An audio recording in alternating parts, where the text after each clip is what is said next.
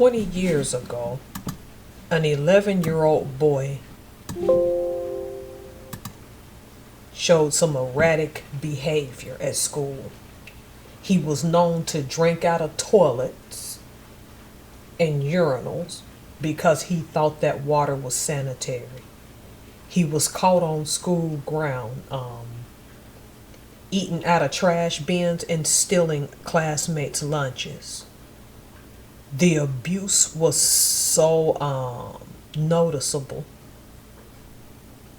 that there were people at that school who had alerted the authorities, CPS, because it was visible that this 11-year-old boy had issues.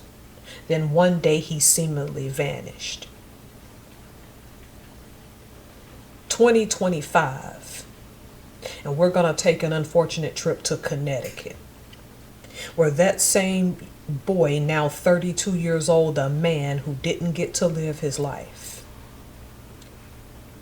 set some, I think it was hand sanitizer on fire at the risk of his own life. When the police came to put out the fire, they found him emaciated with his teeth decaying.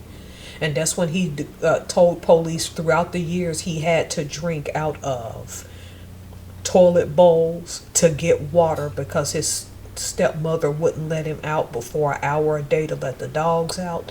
She locked him down 22 hours a day. Except 2 hours to do chores.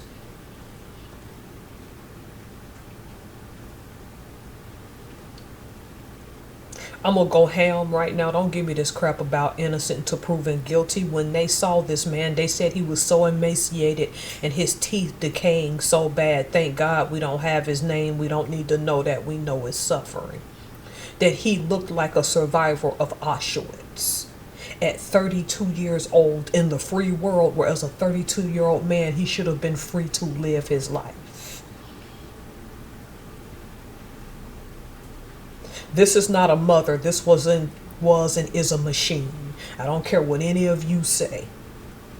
If this was a he against her thing, that's one thing. But teachers went back, and even some people that knew them, and said, I'm not surprised because he just disappeared. So let me ask all of you behind something. Why didn't you push the police and stay on them to do anything about it? Because for the police to go in this time and do something immediately, that lets me know that some people in this community dropped the ball. This article says 30 years, some say 20. If we're in 2025 right now, that means between the late 90s to the early 2000s, this child was locked down to become a man, locked in a proverbial cage in the free world where he should have been free at 18 to just leave.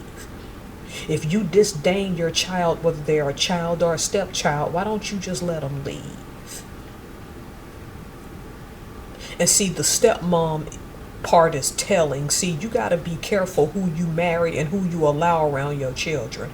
Because this boy is telling the cops that he can remember that this stuff started when he was 3 years old.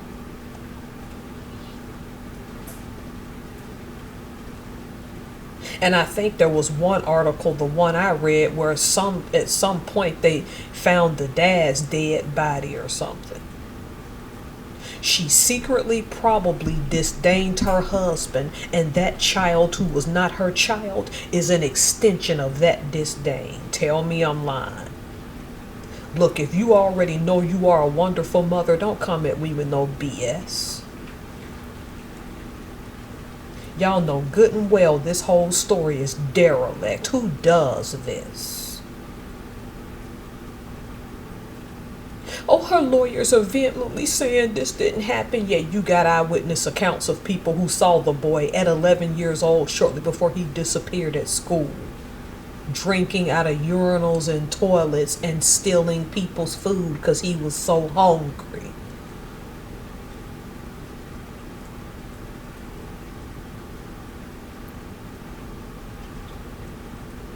This just shouldn't happen in the United States, point blank, period.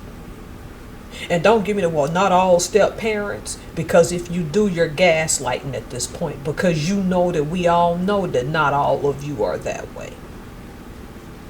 But sometimes when you marry someone and they bring children, these men or women, however it goes, vice versa, that partner doesn't see that child as part of the package.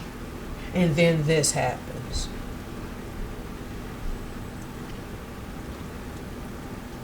Be careful who you marry and allow into your home. Be careful who you get close to. See the signs, find an escape, and get away. Some people are just too evil for explanation.